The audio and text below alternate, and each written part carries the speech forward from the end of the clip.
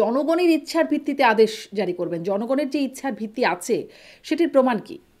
না, জনগণের ইচ্ছার ভিত্তি তো এই সরকার এখনো ক্ষমতায় আছে, বা এই সরকার যে ক্ষমতায় এসেছে এটা তো জনগণের ইচ্ছার ভিত্তিতে এসেছে। নিশ্চিতভাবে বলাই যায় যে জনগণের ইচ্ছার ভিত্তিতে এই সরকার এসেছে, কিন্তু এই সরকার এখন এসে আপনারা সরকারের উপদেষ্টাদের নামে অভিযোগ করছেন, বিএনপি অভিযোগ করছে। সব রাজনৈতিক দল কিছু উপদেষ্টার বিরুদ্ধে হয়তো কথা বলছে, কিন্তু কেউ কিন্তু এই সরকারের বিরুদ্ধে কথা বলছে না। অর্থাৎ এই সরকারকে চলে যেতে হবে, এই সরকারের অধীনে নির্বাচন মানি না, এই ধরনের কথা কিন্তু কেউ বলছে না। সংবিধান বহির্ভূতভাবেই জারি করতে হবে বলে তিনি বলছিলেন আজকের সংবাদ সম্মেলনে। এভাবে যদি আদেশ জারিও করে তাহলে সেটি পরবর্তীতে প্রশ্নবিদ্ধ হবে না? না না, দেখেন এখানে একটা বিষয় হচ্ছে, গণভোটের বিষয়ে তো সকল রাজনৈতিক দল একমত হয়েছে। এখন গণভোটের বিষয়টা তো সংবিধানে নাই আমাদের, তাহলে আপনি গণভোটটা করবেন কিসের মাধ্যমে?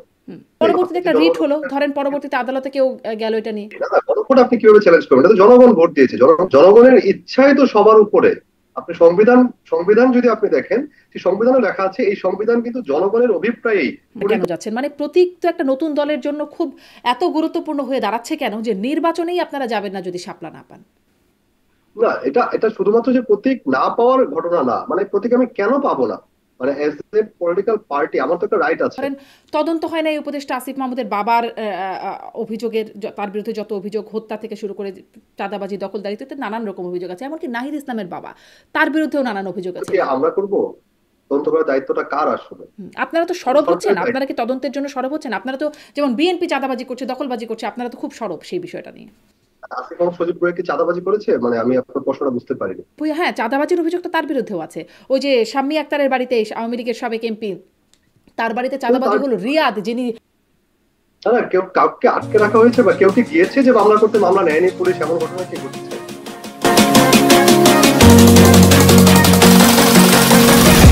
প্রশ্ন হবে লাগামহীন। জানতে চাই, জানাতে চাই এই সময়ের পালস অফ পলিটিক্স। জুলাই সনদের প্রথম এবং প্রধান দাবিদার এনসিপি স্বাক্ষর করেনি সনদে। বুধবার প্রধান উপদেষ্টার সাথে বৈঠকে আবারও জানিয়েছে সাংবিধানিক আদেশ এবং গণভোটের মাধ্যমে জুলাই সনদের বাস্তবায়ন এবং আইনি ভিত্তির দাবি আছে। নির্বাচন কমিশন পুনর্গঠনের দাবিও। শাপলা না পেলে নির্বাচনে যাবে না, জুলাই সনদ না হলে নির্বাচন নয়, নির্বাচনের আগে এত সব যদি রেখে নির্বাচন পর্যন্ত পৌঁছাতে পারবে তো দলটি। উপদেষ্টাদের কেউ কেউ সেফ এক্সিট খুঁজছেন, আখের গোছাচ্ছেন, বিট্রে করছেন, সময় মতো তা ফাঁস করা হবে। দলটির আহ্বায়কের এমন হুঁশিয়ারি এবং প্রধান উপদেষ্টার কাছে ব্যবস্থার দাবি জানালেও কেন সুনির্দিষ্টভাবে নাম প্রকাশ করছেন না তারা? বিএনপি এবং জামাতও আপত্তি জানিয়েছেন কয়েকজন উপদেষ্টার বিরুদ্ধে, কিন্তু কেউই যদি নাম প্রকাশ না করেন তাহলে কিসের ভিত্তিতে, কাদের বিরুদ্ধে ব্যবস্থা নেবেন প্রধান উপদেষ্টা? দীর্ঘদিনের সখ্যতা থাকা জামাত কেন এখন নিজেদের এনসিপির বাপ দাবি করছে? কোন হিসেব কষে জামাতকে এখন প্রতারক, স্বাধীনতা বিরোধী আখ্যা দিচ্ছে এনসিপি? কিংস পার্টি খ্যাত দলটি কি ক্রমেই দূরে সরে যাচ্ছে কিংয়ের কাছ থেকে? এসব নিয়ে আলোচনায় স্বপ্নধরা নিবেদিত পালস অফ পলিটিক্সে আমার আজকের অতিথি এনসিপির যুগ্ম আহ্বায়ক জাভেদ রাসিন। জাভেদ রাসিন, আপনাকে স্বাগত জানাচ্ছি পালস অফ পলিটিক্সে আমার আজকের আয়োজনে। অনেকগুলো বিষয় নিয়ে আপনার সাথে কথা বলতে চাই। শুরু করব, যেহেতু আপনারা কেবলই আপনাদের প্রতিনিধি দল এনসিপি প্রধান উপদেষ্টার সাথে দেখা করে আসলেন, বেশ কিছু বিষয় বলেছেন, আমি গণমাধ্যমে দেখছিলামও, কিন্তু আপনার কাছ থেকে একটু আলোচনা শুরুর জন্য একদম সামারি আকারে যদি জানতে চাই, আপনারা আসলে কি বললেন বা কি দাবি দেওয়া করলেন প্রধান উপদেষ্টার কাছে? আপনাকে ধন্যবাদ জানাচ্ছি এবং আপনার মাধ্যমে যারা দর্শক শ্রোতা আছে তাদেরকে ধন্যবাদ জানাচ্ছি। আমরা তো জুলাই সনদে স্বাক্ষর করার আগে আমরা কিন্তু আমাদের দলীয় অবস্থান জানিয়েছি। আপনি জানবেন যে জুলাই সনদ কিংবা সংস্কারের বিষয়গুলো নিয়ে আমাদের দল এনসিপি প্রথম থেকেই অগ্রণী ভূমিকা পালন করেছে, এবং জুলাই সনদটা আসলে আমাদেরই দাবি ছিল। সেই জায়গা থেকে জুলাই সনদে স্বাক্ষর করার না করার যে ঘটনাটি ঘটেছে সেটা নিয়েই আসলে আমরা আজকে প্রধান উপদেষ্টাকে জানিয়েছি। আমরা আমাদের যে দাবিগুলো ছিল, অর্থাৎ আহ একটি আদেশের মাধ্যমে গণভোট আয়োজন করা এবং গণভোটের মাধ্যমে এই জুলাই সনদ যদি গৃহীত হয়, পরবর্তী পার্লামেন্ট এটাকে তখন হচ্ছে তার কনস্টিটিউয়েন্ট পাওয়ার থাকবে, অর্থাৎ তার ডুয়াল রোল থাকবে, এই যে বাস্তবায়নের পদ্ধতি সেটা নিশ্চিত করা। এবং একই সাথে গণ অভ্যুত্থান থেকে জনগণের অভিপ্রায়, যেহেতু এই সরকার গঠিত হয়েছে, এই সরকারের হেড অফ দা গভর্নমেন্ট হিসেবে ডক্টর মোহাম্মদ ইউনূস প্রধান উপদেষ্টা, তিনি হচ্ছেন এই আদেশ জারি করবেন। এই আমরা দাবিগুলো জানিয়েছি। একই সাথে নোট অফ ডিসেন্টের যে বিষয়গুলো এসেছে জুলাই সনদে, সেই নোট অফ ডিসেন্টের বিষয়গুলো আমরা বলেছি যে এগুলো গণভোটের মধ্য দিয়েই আসলে শেষ হতে হবে, একটা মীমাংসার জায়গায় যেতে হবে। এই বিষয়গুলো আমরা প্রধান উপদেষ্টাকে জানিয়েছি, এবং এই বিষয়গুলো যদি সুরাহা হয় তাহলে হচ্ছে আমরা, বা এই যে টেক্সট গুলো যদি আমাদেরকে দেখানো হয়, সেক্ষেত্রে তখন আমরা জুলাই সনদে স্বাক্ষর করবো।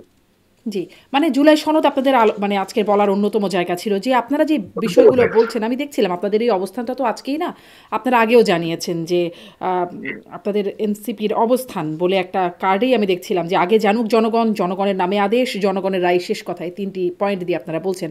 কিন্তু এই যে আপনারা বলছেন যে বাস্তবায়নের নিয়ম আর গণভোটের প্রশ্ন আগে প্রকাশ করতে হবে, এবং দ্বিতীয়টাতে বলছেন প্রধান উপদেষ্টা ডক্টর ইউনূস জনগণের ইচ্ছার ভিত্তিতে আদেশ জারি করবেন। আপনি বলছিলেন এই যে জনগণের ইচ্ছার ভিত্তিতে আদেশ জারি করবেন, জনগণের যে ইচ্ছার ভিত্তি আছে সেটির প্রমাণ কি? না, জনগণের ইচ্ছার ভিত্তি তো এই সরকার এখনো ক্ষমতায় আছে, বা এই সরকার যে ক্ষমতায় এসেছে এটা তো জনগণের ইচ্ছার ভিত্তিতে এসেছে। এটা তো জনগণের চরম অভিপ্রায় যদি আমরা বলি গণ অভ্যুত্থান, এটা একটা একটা নিশ্চিতভাবে বলাই যায় যে জনগণের ইচ্ছার ভিত্তিতে এই সরকার এসেছে। কিন্তু এই সরকার এখন এসে আপনারা সরকারের উপদেষ্টাদের নামে অভিযোগ করছেন, বিএনপি অভিযোগ করছে, জামাতে ইসলাম অভিযোগ করছে, আরো বিভিন্ন দল তো করছেই। তাহলে আসলে রাজনৈতিক দলগুলির ইচ্ছারই অভিপ্রায়ের বহিঃপ্রকাশ ঘটছে না, একদম ম্যাস জনগণের ইচ্ছার ভিত্তি আছে, আপনারা কি করে বলতে পারেন? না, সেটা এক দুজন উপদেষ্টারে এক এক ধরনের অভিযোগ থাকতে পারে, তার মতের বিরুদ্ধে গেলে হয়তো তার তখন সেটাকে অভিযোগ আসছে সেই বিষয়, সেই উপদেষ্টার মানে বিরুদ্ধে। কিন্তু আমরা যে আপনারা কি আপনাদের মতের বিরুদ্ধে গেছে বলে বলছেন যে আখের গোছানোর চেষ্টা করছে উপদেষ্টারা, সেফ এক্সিটের চেষ্টা করছেন? না না, আমি একটু শেষ করি, আমাকে শেষ করতে দেন। সেটা হচ্ছে মানে সব রাজনৈতিক দল কিছু উপদেষ্টার বিরুদ্ধে হয়তো কথা বলছে, কিন্তু কেউ কিন্তু এই সরকারের বিরুদ্ধে কথা বলছে না, অর্থাৎ এই সরকারকে চলে যেতে হবে, এই সরকারের অধীনে নির্বাচন মানি না, এই ধরনের কথা কিন্তু কেউ বলছে না। আপনি যেটা বললেন যে রাজনৈতিক দলগুলোরই অভিপ্রায় নেই, যে জনগণের অভিপ্রায় কিভাবে আসলো, এটাই বোঝা যায় রাজনৈতিক দলগুলো এখনো চায় এই সরকারের অধীনে নির্বাচন হোক, ডক্টর মোহাম্মদ ইউনূসের নেতৃত্বে নির্বাচনটা হোক, এবং এখানে জনগণের অভিপ্রায়ও সেটাই, আমি সেটাই বলতে চেয়েছি। আর উপদেষ্টাদের এখন মানে নিয়েছেন সেটা কিভাবে, সেটা তো কোনো মানে প্রমাণ নেওয়া হয় নাই যে জনগণের ইচ্ছা আছে এখন। অবশ্যই প্রমাণ আছে, প্রমাণটাই তো গণ অভ্যুত্থান। জি, সেটাও 1 বছরের উপরে হয়ে গেছে। আপনি বলছিলেন যে আচ্ছা জনগণের ইচ্ছার ভিত্তিতে আদেশ জারি করবেন, এবং আপনারাই বলছেন। জি, আমি একটু প্রশ্ন করি যে নাহিদকে আমরা বলতে শুনলাম যে তিনি বলছেন যে এটি সংবিধানের, আপনি আমাকে শুনতে পাচ্ছেন? আমি শুনতে পাচ্ছি। আচ্ছা, প্রশ্নটা হচ্ছে আমার এই যে তিনি বলছিলেন যে এই যে আদেশ যেটি ডক্টর মোহাম্মদ ইউনূসই জারি করবেন, যেটি সংবিধানের বাইরে গিয়ে জারি করতে হবে, সংবিধান বহির্ভূতভাবেই জারি করতে হবে বলে তিনি বলছিলেন আজকের সংবাদ সম্মেলনে, যেটি শুনছিলাম। তো এভাবে যদি আদেশ জারিও করে তাহলে সেটি পরবর্তীতে প্রশ্নবিদ্ধ হবে না? এটির যে বাস্তবায়ন হবে তার নিশ্চয়তা কি? না না, দেখেন এখানে একটা বিষয় হচ্ছে, গণভোটের বিষয়ে তো সকল রাজনৈতিক দল একমত হয়েছে যে জুলাই সনদটা বাস্তবায়ন করতে হলে গণভোটের মাধ্যমে বাস্তবায়িত হবে। এখন গণভোটের বিষয়টা তো সংবিধানে নাই আমাদের, তাহলে আপনি গণভোটটা করবেন কিসের মাধ্যমে? আপনার সেই জায়গাটাই একটা উপায় আসছে যে একটা আদেশের মাধ্যমে সরকার আদেশ জারি করবে, সে আদেশের পরিপ্রেক্ষিতে গণভোটটা হবে। হ্যাঁ, তো সেই আদেশটা জারি করবেন এখন কে, সেটা নিয়ে আমরা বলেছি, যেহেতু আপনার জুলাই ঘোষণাপত্র, জনগণের অভিপ্রায় আমরা বলেছি যে জুলাই ঘোষণাপত্রটা কিন্তু ঘোষণা করেছেন প্রধান উপদেষ্টা, সেহেতু জনগণের অভিপ্রায়েই এই সরকার ক্ষমতায় আছে, এবং এই গণ অভ্যুত্থানের পরবর্তীতে এই জনগণের অভিপ্রায় নিয়েই জুলাই ঘোষণাপত্র, যেহেতু head of the government doctor Mohammad Yunus ঘোষণা করেছেন, তিনিও এই জুলাই সনদ বাস্তবায়ন আদেশ যেটা হবে তিনি সেটা জারি করবেন, এবং সে আদেশের পরিপ্রেক্ষিতেই গণভোট হবে, এবং গণভোটের মাধ্যমে জুলাই সনদ গৃহীত হবে জনগণ কর্তৃক। আপনি যে জনগণ অভিপ্রায়ের কথা বললেন, সেই জনগণ অভিপ্রায় গণভোটের মাধ্যমে সেটা গৃহীত হবে। তারপরে মানে জনগণের কিন্তু গণভোট কি হবে, কোন কোন প্রশ্নে হবে, কিভাবে হবে, কবে হবে, সেটাতেই তো আপনারা একমত হতে পারেন নাই, তাহলে কিভাবে আসলে হবে সেটা? গণভোটের প্রশ্নে আমরা তো এটা স্পষ্ট করার জন্য বলেছি যে প্রশ্নটা কি হবে। আমাদের যে মূল দাবি ছিল কমিশনের কাছে যে গণভোটের প্রশ্ন কি হবে এবং বাস্তবায়ন পদ্ধতিগুলো, মানে কমিশন তো বলেছিল সরকারকে তারা প্রস্তাব করবে বাস্তবায়ন পদ্ধতি, সেটা আসলে প্রস্তাবনাটা কি হবে এটা আমরা জানতে চেয়েছিলাম আসলে তাদের কাছে স্বাক্ষর করার আগে। সেটা যখন জানায়নি তখনই আমরা সিদ্ধান্ত নিয়েছি আমরা স্বাক্ষর করবো না। এখন গণভোটের প্রশ্ন কি হবে সেটাও কিন্তু আমরা প্রধান উপদেষ্টাকে জানিয়েছি। আমাদের একটা কনসার্ন ছিল এটাই যে গণভোটের প্রশ্নটা আসলে কি হবে, কারণ এখানে বিএনপির এক ধরনের প্রশ্নের কথা বলছে, অন্যান্যরা অনেক রাজনৈতিক দল আরেক ধরনের প্রশ্নের কথা বলছে। আমরা মনে করি যেহেতু এখানে নোট অফ ডিসেন্ট আছে, পুরো জুলাই সনদ জনগণ কর্তৃক গৃহীত হতে পারে এমন একটা প্রশ্নই থাকা উচিত। জি, এ তো একটা খুবই কঠিন প্রক্রিয়া। ৮৪টা বিষয়, কোন প্রক্রিয়া থাকবে, এগুলোতে যে আপনাদের ঐক্যমত হবে না, সেটি একটা ধারণাই করা যায় মোটামুটি। কারণ বিএনপি আগে থেকেই এই সাংবিধানিক আদেশ, এই বিষয়ে যে খুব আগ্রহ দেখাচ্ছে, এমনকি গণভোটের ব্যাপারেও তাদের খুব আগ্রহ না, একরকম মেনে নিয়েছেন তারা এই গণভোটের ব্যাপারে। কিন্তু আমার আসলে প্রশ্নটা এখানে যে এরকম ভাবে যদি একমত হয়েও যায়, কিন্তু সেটি পরবর্তীতে যে বাস্তবায়ন করবে, তার নিশ্চয়তা কি? হলো গণভোট। গণভোট হয়ে গেলে, গণভোটে যখন পাশ হয়ে যাবে এটা তো বাস্তবায়ন হয়ে যাবে, এটা তখন আর তো অস্বীকার করার উপায় নেই, বা এটাকে পাশ কাটিয়ে যাওয়ার তখন কোনো সুযোগ নেই। আপনি পরবর্তীতে যে একটা রিট জনগণের হলো, ধরেন পরবর্তীতে আদালতে কেউ গেল এটা নিয়ে, যেটি আসলে আদালতে গেলেও সুষ্ঠুভাবে সেটা হয় তো নাই, সংবিধান জনগণের রায় বহির্ভূতভাবে নিয়ে হয়েছে। এসেছে। কোনটা কোনটা বহির্ভূত ভাবে এই যে হবে ধরেন সেটা বলুন। গণভোট, বা আপনি বলছেন যে এটা তো সংবিধানে নাই, এই জন্যই এভাবে একটা এক্সট্রা জুডিশিয়াল ভাবে করা, পরবর্তীতে যদি এটা চ্যালেঞ্জ হয় যে এটা সংবিধান বহির্ভূত ভাবে হয়েছে, অতএব এটা গণভোট বাস্তবায়ন করা চ্যালেঞ্জ যাবে হওয়ার না। তো কোনো উপায় নেই। না, গণভোট আপনি কিভাবে চ্যালেঞ্জ করবেন? এটা তো জনগণ ভোট দিয়েছে, জনগণ এসেছে না, জনগণের ইচ্ছাই তো সবার উপরে। আপনি সংবিধান, সংবিধান যদি আপনি দেখেন, সেই সংবিধানে লেখা আছে এই সংবিধান কিন্তু জনগণের অভিপ্রায়েই প্রণীত হয়েছে এবং গৃহীত হয়েছে। তো জনগণের অভিপ্রায়, আপনি তো একটু আগে প্রশ্ন করছিলেন যে এই সরকারের যে জনগণের অভিপ্রায় আছে সেটা বুঝবো কিভাবে? আচ্ছা, গণভোটটাই তো সেটা সবচেয়ে উত্তম আচ্ছা, উপায়। তাহলে একটু গণভোট নিয়েও প্রশ্ন করি। কিন্তু গণভোট পর্যন্ত গড়াবে এই বিষয়ে কি আপনারা নিশ্চিত? মানে আপনারা সব রাজনৈতিক দল দেখেন এখানে একমত হয়ে না যেতে করার পারবেন কোনো ওই উপায় পর্যন্ত? নেই। গণভোট নিয়ে তো সব রাজনৈতিক দল একমত হয়েছে, গণভোটের প্রশ্ন কি হবে সেটা নিয়ে এখন একটু সেটাই তো দ্বিমত বড় আছে। প্রশ্ন না, কি প্রশ্নে গণভোট হবে, কবে হবে, এগুলো ছাড়া আর গণভোট প্রশ্নে একমত হয়ে কি হলো, যদি কি কন্টেন্ট কি হবে সেটিতেই একমত না হন? না, গণভোট কবে হবে এটাও কিন্তু গুরুত্বপূর্ণ না, এটা জাতীয় নির্বাচনের দিন হতে পারে বা আগে হতে পারে, এটি এটা নিয়ে আপনারা কিন্তু বলছেন, খুব জামাত তো বেশি। তা বলছে না। জামাত না, বলছে জামাত যেটা, নভেম্বরে জামাত হতে হবে। জামাত না, নভেম্বর জামাত না হলেও ইলেকশনের দিন হলেও জামাত সেটা করবে। এটা আমরা কি তো বলেছে দেখেছি তারা? পিয়ার এটা তো কোশ্চেন তারা তো তারা, বলছে নভেম্বরে হতে হবে সেখানে। না পিয়ার কোশ্চেনে তারা যখন বললো যে পিয়ার না হলে তারা জুলাই সনদে স্বাক্ষর করবে না, পরে তো আমরা দেখলাম তারা জুলাই সনদে গিয়ে স্বাক্ষর সবার আগে করে আসলো। তো এটা আমরা খুব একটা বড় জটিলতা বলে আছে বলে আমরা মনে করছি না। জি, কিন্তু এখন পর্যন্ত তারা মনে করছে বলেই তো বোঝা যাচ্ছে, অন্ততপক্ষে মুখে তো তাই বলছে। আপনারা বলছেন জনগণের রায়েই শেষ কথা, শেষ পয়েন্টে, ৩ নম্বর পয়েন্টে গণভোটে জনগণ হ্যাঁ বললে আর কারো না চলবে না, কিন্তু না বললে, ধরেন বিএনপির ইচ্ছার অমতে, না আহ, বললে না, না বললে নাই। তাহলে কি হবে? না এতদিনের বলে আমরা তো এতদিন যে বলছি না প্রচেষ্টা, যে কারণ না জনগণকে বলার জোর কি করে কোনো হ্যাঁ বলতে। লক্ষণ দেখেন না আপনারা? কিসের, আমি একটু শুনতে পাইনি প্রশ্ন। বলছিলাম যে না বলার কোনো লক্ষণ দেখেন কিনা, ধরেন গণভোটে না, না না আসলো, বলার কোনো লক্ষণ আমরা দেখছি না। দেখেন না? ধরুন বিএনপির না, অমতে এটি একরকম হচ্ছে, বিএনপির বিপুল পরিমাণ ভোটার, আওয়ামী লীগের ভোটাররা যারা আছে তাদের একটা না, বা বাকি যে খুচরা আরও কিছু দল আছে জাতীয় পার্টি সহ তাদের যে টুকটাক ভোট আছে, সব মিলিয়ে যে না হবে না, বা আপনাদের প্রতি যারা ক্ষুব্ধ, রাগান্বিত, আপনাদের সমর্থক কিন্তু আপনাদের প্রতি যারা অসন্তোষ প্রকাশ করেন, তারা তো না বলতেই পারেন। দেখেন এখানে একটা মজার ব্যাপার আছে, ইন্টারেস্টিং ব্যাপারটা হচ্ছে যতগুলো জরিপ হয়েছে আপনি যদি খেয়াল করে দেখেন যে এই সরকার মানে রাজনৈতিক দলগুলোর সামনে কারা কি পরিমাণ তাদের জনসমর্থন আছে, এটা নিয়ে যে যতগুলো জরিপ আপনি একটু এই এক বছরে, গত এক বছরে আপনি খেয়াল করে দেখবেন, সেখানে কিন্তু 50%-এর অধিক জনগণ কিন্তু কারো পক্ষেই। এখানে কিন্তু আওয়ামী লীগেরও আপনার একটা পার্সেন্ট অফ ভোট আছে, কিন্তু মানে তাদের জনসমর্থন 8%, 7% কিছু কিছু জায়গায় আছে, কিন্তু 50%-এর অধিক জনগণ কিন্তু তারা কাউকে বলছে না যে তারা আসলে কি, কাকে তারা সমর্থনটা দেবে। এবং এরাই হচ্ছে সামনের আসল, আপনি যদি বলেন গেম চেঞ্জার। তো এই জনগোষ্ঠী যে একটা বৃহৎ জনগোষ্ঠী, তারা অবশ্যই সংস্কারের পক্ষে আছে বলে আমরা মনে করি। সেই ক্ষেত্রে জি, বিএনপির না ভোট বা অন্য কোনো না ভোট আমরা সেটাকে দেখছি না, আমরা মনে করি যে জনগণ আসলে সংস্কারটা চায়, না হলে আবার যে পূর্বের সেই রাষ্ট্র কাঠামোই থেকে যাবে এবং পূর্বের মতন আবার দেশ একটা অস্থিতিশীল পরিস্থিতি থেকে যাবে, আর গৃহযুদ্ধের অবস্থা সৃষ্টি হবে আমার 5 বছর পর পর, এই জিনিসগুলো জনগণ আর দেখতে চায় না। সেক্ষেত্রে আমরা অবশ্যই বিশ্বাস করি যে জনগণ আসলে এটার পক্ষে রায় দেবে। আপনারা যা বিশ্বাস করেন তাই যে ঠিক, তার তো কোনো নিশ্চয়তা নেই। এক একটা দল এক এক রকমভাবে বিশ্বাস করছে। মানে যেহেতু বিএনপি বলছে যে নির্বাচন হোক, জনগণই বেছে নিক তারা আসলে কোন কোন সেটা সংস্কার আমরা চায়। সেটাই বলছি, গণভোট হোক, আমরা সেটাই বলছি গণভোট হোক, জনগণ যেটা এখন বলবে সেটা। গণভোটেরও তো জনগণ প্রশ্ন যদি, ঠিক নাই, গণভোটেরও তো জনগণ সময় যদি ঠিক নাই।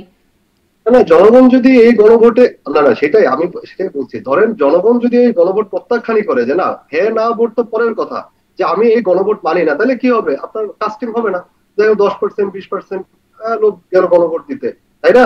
তো যদি আপনার 70-80% লোকের কাস্টিং হয়, যদি গণভোটে লোকজনের উপস্থিতি হয়, তাহলে তো অবশ্যই মনে মনে করতে হবে যে না গণভোটের প্রতি জনগণের একটা ইয়ে আছে, সায় আছে বা রায় আছে।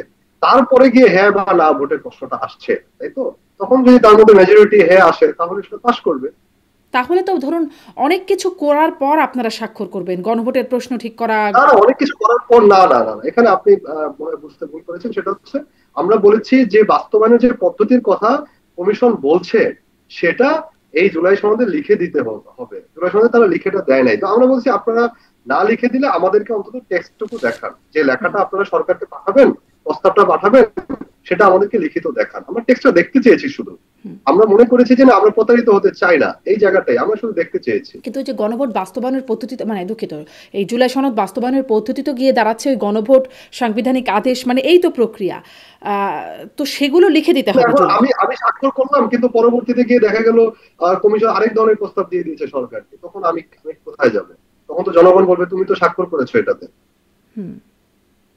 মানে খুব বিষয়টা আসলে খুব জটিল মনে হচ্ছে, যে শেষ পর্যন্ত তীরে গিয়ে পৌঁছাতে পারবে কিনা এটি নিয়ে আসলে সন্দেহর যথেষ্ট কারণ আছে বলেই মনে হয়। কারণ অনেকগুলো বিষয়ে একমত হতে হবে।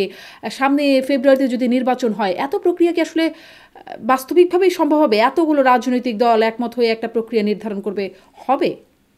আমি মনে করি যেটা এটা হবে, কারণ হচ্ছে সামনের যে নির্বাচনটা সেটা এই ফেসিবাদ বিরোধী যে ঐক্য আছে সেই ঐক্যের মধ্য দিয়ে যেতে হবে। না গেলে পরবর্তীতে যারাই ক্ষমতা আসুক না কেন, তারা কিন্তু একটা কঠিন সময় পার করবে। আমার মনে হয় না কোনো দল ওই কঠিন সময়টা পার করতে চাবে, তার আগেই সবকিছু সেটেলমেন্ট করে পরবর্তীতে হয়তো ইলেকশনের দিকে যাবে, এটা আমার বিশ্বাস। খুবই সন্দেহ জাগে যে আসলে এই পর্যায়ে পর্যন্ত যাবে কিনা, কিন্তু দেখা যাক, যদি আপনাদের বিশ্বাস যদি যায় তো ভালো।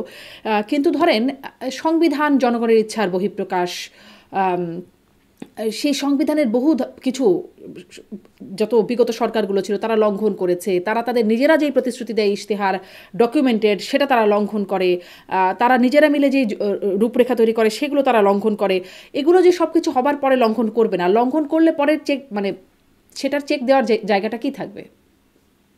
না, এই কারণে কিন্তু আমরা আইনি ভিত্তির কথা বলছি। দেখেন, আইন তো এটা তো সবই, সংবিধান সর্বোচ্চ আইন ছিল তো এতদিন। না না না, মানে আমি সেটার কথা বলছি না। ধরেন জুলাই সনদ, হ্যাঁ, জুলাই সনদ তো একটা ডকুমেন্ট, একটা হিস্ট্রিক্যাল ডকুমেন্ট, একটা ইনস্ট্রুমেন্ট হলো। আমরা সবাই সেখানে পার্টিসিপেট করলাম, আমরা একটা ডকুমেন্ট তৈরি করলাম, সেখানে সবাই সাইন করলাম একটা উৎসবের মধ্য দিয়ে, অনুষ্ঠানের মধ্য দিয়ে। কিন্তু সেটা যদি আপনি বাস্তবায়ন করতে না পারেন, যেটা কিন্তু 3 জোটের রূপরেখায় হয়েছিল, সেটা কোনো আদতে লিখিত ভাবে ফরম্যাট ছিল না বা আইনি ভিত্তি ছিল না, এবং ওটা একসময় কিন্তু হারিয়ে গিয়েছে। আমরা সেটাকে হারিয়ে দিতে চাই না বলেই আমরা এটার বাস্তবায়ন পদ্ধতি নিয়ে এত জোর দিচ্ছি, এবং এটার আইনি ভিত্তিটা দেওয়ার জন্য এত জোর দিচ্ছি। এখন আপনার প্রশ্ন হচ্ছে, এসে এসে কেউ যদি এটাকে লঙ্ঘন করে তখন কি হবে? তখন হচ্ছে আমাদের কিন্তু দুইটা পথ খোলা থাকবে। একটা হচ্ছে আইনি পথ খোলা থাকবে, যেহেতু এটা আইনি ভিত্তির মাধ্যমে হয়েছে, আমাদের কিন্তু এটা কোর্টে যাওয়ার সুযোগ থাকবে। একই সাথে আমাদের কিন্তু রাজনৈতিক লড়াইটাও করার সুযোগ থাকবে, যে না দেখো উনি এই বিষয় কিন্তু বাস্তবায়ন করবে বলে অঙ্গীকার করে এসেছে, কিন্তু সে করেনি। তো এই কারণে এটা যদি আইনি ভিত্তি থাকে, তাহলে এটা আমার থেকে এনফোর্স করা পসিবল, সম্ভব। যদি আইনি ভিত্তি না থাকে, যেমন আমি যদি বলি আপনাকে, ধরেন আমাদের এখানে যে কোনো ধরনের জমির দলিল রেজিস্ট্রি করা কিন্তু সরকারিভাবে বাধ্যতামূলক। এখন আমি জমির দলিল, একজন কিনবে একজন বিক্রি করবে, যে টাকা পয়সা লেনদেন হলো, সবকিছু হলো, কিন্তু জমি রেজিস্ট্রিটা হলো না। এখন পরবর্তীতে একজন যদি অস্বীকার করে যে না আমি এই জমি বিক্রি করি নাই, তখন ওই লোকটা কোথায় যাবে? তো এই জমি রেজিস্ট্রির জায়গাটা আসছে কোথা থেকে? এটা আইনি ভিত্তি দেওয়ার জায়গা আসছে, কারণ পরবর্তীতে কেউ যদি অস্বীকার করতে না পারে, বা অস্বীকার করলে এটা যাতে আইনি ভাবে এটার যাতে সমাধান করা যায় বা রেমেডি পাওয়া যায়। তো আমরা সেই জায়গাটাতেই বলছি যে না, এটা হিস্ট্রিক্যাল ডকুমেন্ট ঠিক আছে, কিন্তু আমরা এটা আইনি ভিত্তি চাই, যাতে পরবর্তীতে কেউ যদি এটা, ভালো কথা। কিন্তু এটাই আমি বলছিলাম, যে ধরুন সংবিধান বারবার লঙ্ঘন করা হয়েছে, যেই টেক্সট আছে সংবিধানের সেগুলো যাই থাকুক না কেন, কিন্তু সেটা লঙ্ঘন হয়েছে, সরকার ইচ্ছা মতো লঙ্ঘন করেছে, বিচার বিভাগ সেদিকে তার পক্ষে গেছে, ইচ্ছা হলে সেটি একটা রিড করে ঝুলিয়ে রাখা গেছে অনেক বিষয়বস্তু। তো এটিও যে ভবিষ্যতে হবে না, সেটি কি হয়? আইনি পথ খোলা থাকলেই যে আইনি পথে সবকিছু হয় তা তো না, আমাদের অভিজ্ঞতা তো তা বলে না জাভেদ রাসিন। মানে তাহলে এটার উপরে এত জোর দেওয়া কেন? না না, এটা এটা জোর দেওয়া তো অবশ্যই, ধরেন আইনি ভিত্তিটার উপরে কিন্তু নির্ভর করে বাকি সবকিছু। আপনি খেয়াল করে দেখবেন, যখন বিগত আওয়ামী লীগ সরকার পঞ্চদশ সংশোধনীতে যখন আপনার এই তত্ত্বাবধায়ক সরকার ব্যবস্থা বাতিল করে দিল, তখন কিন্তু সেই যে কোর্ট কিন্তু বলেছিল 2টি ইলেকশন তত্ত্বাবধায়ক সরকার অধীনে হতে পারে।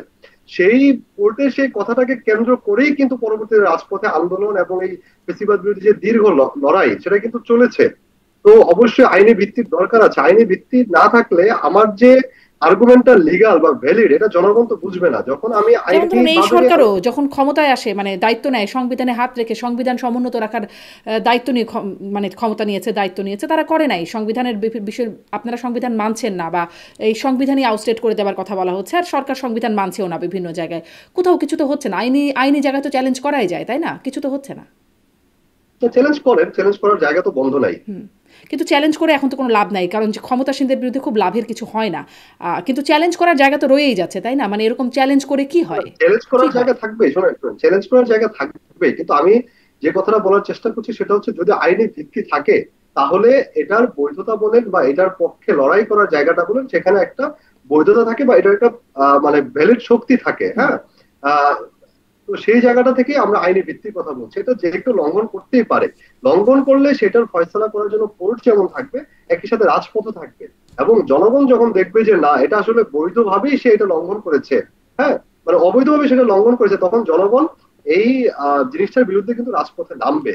কিন্তু যদি এটার কোনো আপনার লিগাল ব্যাকগ্রাউন্ড না থাকে তখন জনগণ এটাকে ওইভাবে ভ্যালিডিটি দেয় না। সেই জায়গাটা থেকে আমরা বলছি এটা আইনি ভিত্তি থাকা খুবই জরুরি। জি, এটা আপনারা মনে করছেন। আর কেউ খুব যে শক্তভাবে মনে করে এটার পিছনে মানে পড়ে আছে বা লেগে আছে বিষয়টা নিয়ে, সেরকমটা দেখা সবাই যাচ্ছে। মনে যাই হোক, করছে দেখা যাক। স্বাক্ষর করেছে, যদিও এখনো অনেকেই বলছে আমরা দরকার হলে স্বাক্ষর প্রত্যাহার করবো, এই ধরনের কথা কিন্তু এসেছে।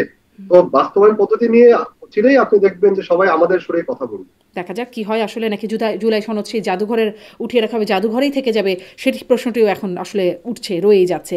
আপনারা মানে সবাই একটা কমন প্রশ্ন প্রধান উপদেষ্টার কাছে গিয়ে মানে একটা বিষয় উত্থাপন করেছেন উপদেষ্টাদের বিরুদ্ধে। আপনারাও বলেছেন, ওই যেটি নিয়ে কথা হচ্ছিল যে উপদেষ্টারা আখের গোছাচ্ছেন, সেফ এক্সিট খুঁজছেন, নাহিদ ইসলামের সেই বক্তব্য। বা জামাতের নায়েবে আমির তিনিও বলছেন যে তার কাছে কণ্ঠ রেকর্ড আছে, সময় মতো এগুলো ফাঁস করা হবে। তিনিও একরকম হুঁশিয়ারি দিচ্ছেন। প্রধান উপদেষ্টার কাছে গিয়েও বলে আসলেন যে এখন দৃষ্টি আকর্ষণ করলাম, ব্যবস্থা না নিলে যা করার সেটি তারা করবেন। আবার বিএনপিও বলছেন দলীয় উপদেষ্টাদের সরিয়ে দিতে। আপনারা নাম কেন প্রকাশ করছেন না কেউ? মানে প্রধান উপদেষ্টা কি করবেন, কাকে সরাবেন, কাকে রাখবেন, কার বিরুদ্ধে ব্যবস্থা নেবেন, কিভাবে বুঝবেন তিনি? না সেটা আসলে অন্য রাজনৈতিক দলের কথা তো আমি বলতে আপনাদেরটাই পারবো না। বলুন। হ্যাঁ। হ্যাঁ, আমাদের কথাই বলছি যে আমাদের পক্ষ থেকে যে অভিযোগগুলো করা হয়েছে সেটার অবশ্যই সুস্পষ্ট কারণ আছে বা সুস্পষ্ট সেটার পেছনে ব্যাখ্যা আছে। আমাদের আহ্বায়ক যে বক্তব্য রেখেছিলেন উপদেষ্টাদের বিরুদ্ধে, এখানে একটি বিষয় কিন্তু আজকে তিনি স্পষ্ট করেছেন যে শুধুমাত্র ছাত্র উপদেষ্টা যে দুজন এখন আছেন তারা কিন্তু গণ অভ্যুত্থানের শক্তি হিসেবে ছাত্র বৈষম্যবিরোধী ছাত্র আন্দোলন যেহেতু এই অভ্যুত্থানের নেতৃত্ব দিয়েছে, সেই বৈষম্যবিরোধী ছাত্র আন্দোলন থেকে কিন্তু তারা সেই সরকারের পার্ট হয়েছেন। কিন্তু এর বাইরে যারাই উপদেষ্টা হয়েছেন তারা কিন্তু কোনো না কোনো রাজনৈতিক দলের আহ পক্ষ থেকে মতামত অনুসারেই রেফারেন্স থেকেই তারা উপদেষ্টা হয়েছেন। এখন উপদেষ্টা হওয়ার পর তাদের কাদের কি কাজ ভূমিকা সেটা কিন্তু অবশ্যই প্রশ্ন করার অধিকার আছে। এটা যে অন্তর্বর্তী সরকার বলে সেটা জনগণের সরকার বলে যে আমি প্রশ্ন করতে পারবো না সেটাও তো না, প্রশ্ন করার জায়গাটা আছে। সেই প্রশ্ন করার জায়গাটা থেকে আমি যদি আপনাকে পয়েন্ট ধরে বলি, ধরেন স্বাস্থ্য উপদেষ্টার কথা বা ধরেন দুর্যোগ ব্যবস্থাপনা উপদেষ্টার কথা, আমাদের এখানে যে ক্রাইসিস মোমেন্ট গুলো এসেছে তখন তাদের ভূমিকা আসলে কি ছিল এটা তো প্রশ্ন করার অবশ্যই অধিকার আমার আছে। সেই জায়গা থেকেই আমরা সেই প্রশ্নগুলো রেখেছি যে এই উপদেষ্টাগুলো আসলে যারা বিভিন্ন মানে কাজের ক্ষেত্রে তাদের দক্ষতা বা কাজ দেখাতে পারছেন না তাদের বিরুদ্ধে আসলে ব্যবস্থা নেওয়া হবে কিনা বা তাদের জন্য তাদের বিরুদ্ধে আসলে কি নেওয়া হবে, কি ধরনের ব্যবস্থা গ্রহণ করা হবে সেটাই আমরা জানতে চেয়েছি। আপনাদেরকে এই দুজন উপদেষ্টার বিরুদ্ধেই আপত্তি নাকি আরো আছে? না না, দুজন উপদেষ্টা আমি তো আপনাকে একটা উদাহরণ হিসেবে বললাম যে তাদের তো কাজের প্রশ্ন করার অধিকার আমার আছে। যখনই কোনো উপদেষ্টা কোনো কাজ করবেন যেটা জনগণের বিরুদ্ধে যায় কিংবা তিনি কোনো ভুল করবেন সেটার বিরুদ্ধে কথা বলার অধিকার আমার আছে। আমি জি, উদাহরণ নিশ্চয়ই। মানে আপনি যাদের কথা বলছেন তারা আসলে কাজে কি করছেন সেটাই খুঁজে পাওয়া যাচ্ছে না, কিন্তু আখের গোছাচ্ছেন, ফাঁস করে দেওয়ার মতো ঘটনা আছে আপনাদের কাছে, সেগুলো আসলে কি? সেটা তো আমরা বলিনি, ফাঁস করে দেওয়ার কথা আমরা না, বলি। আছে তো, আপনারা সময় মতো প্রকাশ করবেন বলছেন না, নাহিদ ইসলামই তো বলছেন সময় মতো প্রকাশ করা হবে। এটা যারা করেছেন সেটার কাজের ফিরিস্তি তিনি প্রকাশ করবেন, ওই কণ্ঠ রেকর্ড বা সেটা ফাঁস করার কথা তো আমরা বলিনি। আচ্ছা, কাজের ফিরিস্তি প্রকাশ করবেন, তো সেটি এখনই কেন করছেন না, কেন নাম প্রকাশ করছেন না? সেটি হচ্ছে লন্ডন বৈঠকের পর আমরা যদি বলি আরো ভালোভাবে স্পষ্ট করে যে লন্ডন বৈঠকের পর প্রধান উপদেষ্টার আমাদের কিন্তু এই মানে প্রশাসন একদম স্থবির হয়ে পড়েছিল। আমাদের প্রশাসন থেকে শুরু করে মন্ত্রণালয়গুলো কোনো কাজে হচ্ছিল না, মন্ত্রণালয়গুলো এক প্রকার স্থবির হয়ে পড়েছিল এবং এক ধরনের তাড়াহুড়া তড়িঘড়ি কোনোভাবে ইলেকশনটা পার করতে পারলেই তারা এখান থেকে চলে যেতে পারলে বাঁচেন, এরকম একটা অবস্থা কিন্তু ক্রিয়েট হয়েছিল। সেই জায়গায় জনগণ কিন্তু তার সুফল পাচ্ছিল না, নাগরিক সেবা পাচ্ছিল না, অনেক জায়গায় অনেক ধরনের ভোগান্তি সৃষ্টি হচ্ছিল, রাজপথে আন্দোলন, মানে এই যে জনগণের যে ভোগান্তি সবকিছু মিলিয়েই আসলে ওই জায়গাটাকেই হাইলাইট করার জন্যই আমাদের যিনি আহ্বায়ক তিনি কিন্তু বলেছেন যে এই যে জনগণের জন্য আসলেও তারা যে জনগণের জন্য কাজ করছে না, এই ব্যাপারটা তার কাছে আছে, হয়তো কোনো প্রমাণ তার কাছে থাকতে পারে, তিনি সেটা সময় হলে প্রকাশ করবেন। সময়টা কখন হবে? এখন প্রকাশ করলে, মানে এখন প্রকাশ করলে আগে আগে ব্যবস্থা নেওয়া যাবে। ব্যবস্থা তাহলে কার বিরুদ্ধে নেবেন ডক্টর ইউনূস? সেটা যখন সময় হবে তখন তিনি ইয়া করবেন। তাহলে আপনারা এখনই ব্যবস্থা চাচ্ছেন না, সময় হলে ব্যবস্থা হবে? না, আমরা কিন্তু প্রধান উপদেষ্টাকে তো আজকে জানিয়েছি, আমরা সেই নাম ব্যাপারে দিয়েছেন জানিয়েছি। কার কার বিরুদ্ধে ব্যবস্থা নিতে হবে? না, আমরা নাম দেইনি, আমরা বলেছি, আমরা পুরো সার্বিক অবস্থার কথা বলেছি। আর দেখুন, নাহিদ ইসলাম কিন্তু এই সরকারের একটা পার্ট ছিলেন, যারা এখন উপদেষ্টা আছেন তারা তার কলিগ ছিলেন। উনি ওই সময় অনেক তথ্য উপাত্ত তার কাছে আছে, অনেক নলেজ, অনেক ইনফরমেশন কিন্তু সরকারের তার কাছে আছে। সেই জায়গা থেকে উনি হয়তো তার কাছে এমন কোনো তথ্য হয়তো আছে যেটা এই ওনার যে যুক্তি, ওনার যে কথা, সেটাকে অবশ্যই সাপোর্ট করে। জি, কিন্তু সেই তথ্য তার কাছে থাকলে তিনি যদি প্রধান উপদেষ্টাকে না বলেন যে কারা বা কি তথ্য, তিনি আসলে কিসের ভিত্তিতে ব্যবস্থা নেবেন? বাতাসের উপর ভেসে তো আর প্রধান উপদেষ্টা ব্যবস্থা নিতে পারেন না। আর এরকম বাতাসের উপর ভাষা কথা তো আরো বাকিরাও বলছে। তাহলে তিনি কি করবেন? তিনি সময় হলে অবশ্যই প্রধান উপদেষ্টাকে জানাবেন। তার মানে এখনো সময় হয় নাই ব্যবস্থা নেওয়ার, মানে এখনো যেভাবে আছে সেভাবেই থাকবে, সেটাই আপনারা চান?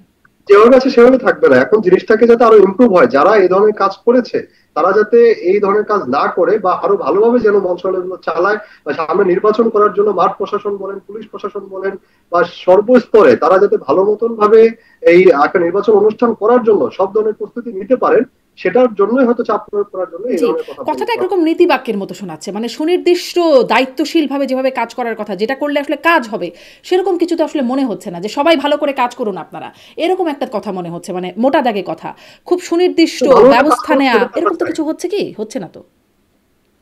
না না, এখানে দেখেন কথাটা কি আসছে, কথাটা তো আমাদের আহ্বায়ক যিনি বলেছেন তিনি কিন্তু সেফ এক্সিটের কথা বলেছেন। দেখেন, তার কণ্ঠ রেকর্ড আছে, না কোন উপদেষ্টাকে আমরা অন্য রাজনৈতিক দলের মতন কোনো অভিযোগ দেয়নি।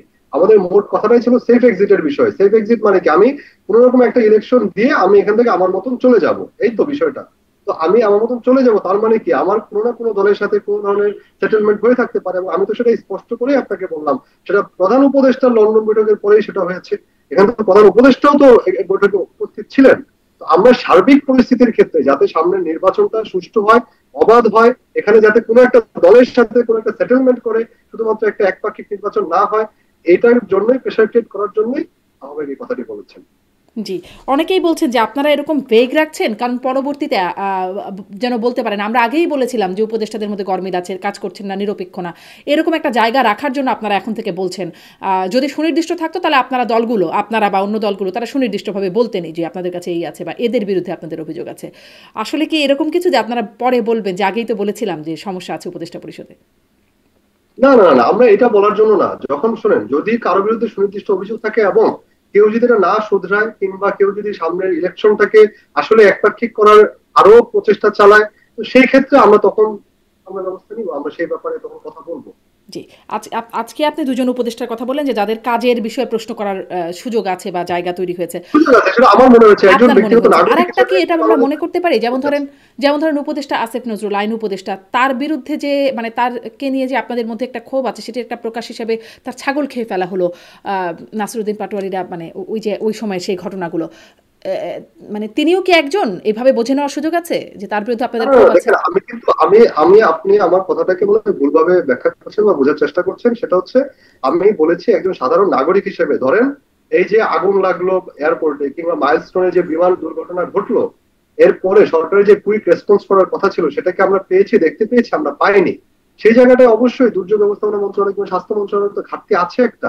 সেটাই আমি বলেছি যে সেখানে তো এই দুইজন উপদেষ্টা আমি একজন নাগরিক হিসেবে প্রশ্ন করতে পারি, কারণ আমি সেই কুইক রেসপন্সের জায়গাটা দেখতে পাইনি, বা দুর্যোগ ব্যবস্থাপনার আরো অনেক জায়গা আছে যেখানে আমরা এটা দেখতে পাইনি। আমি সেই ক্ষেত্রে বলেছি যে এরকম অনেক অভিযোগ অনেক উপদেষ্টার বিরুদ্ধে থাকতে পারে, ঠিক আছে, কিন্তু আমাদের আহ্বায়ক যে কথাটি বলেছেন সেটি কিন্তু সেফ এক্সিট কেন্দ্রিক।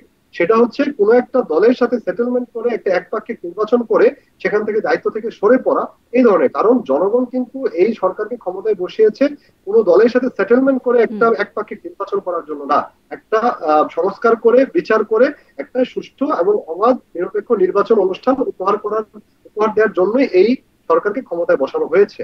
তো সেটা যদি না করে সেটাকে অ্যাড্রেস করার জন্য আহ্বায়ক জি, কথা বলেছে। কিন্তু সুনির্দিষ্টভাবে আবার অ্যাড্রেস হচ্ছেও না। সেই পুরনো কথায় ফিরছি যে কারা বিট্রে করছেন, কারা সেটেলমেন্ট করছেন সেটি যদি না জানান ব্যবস্থা নেবে কার বিরুদ্ধে।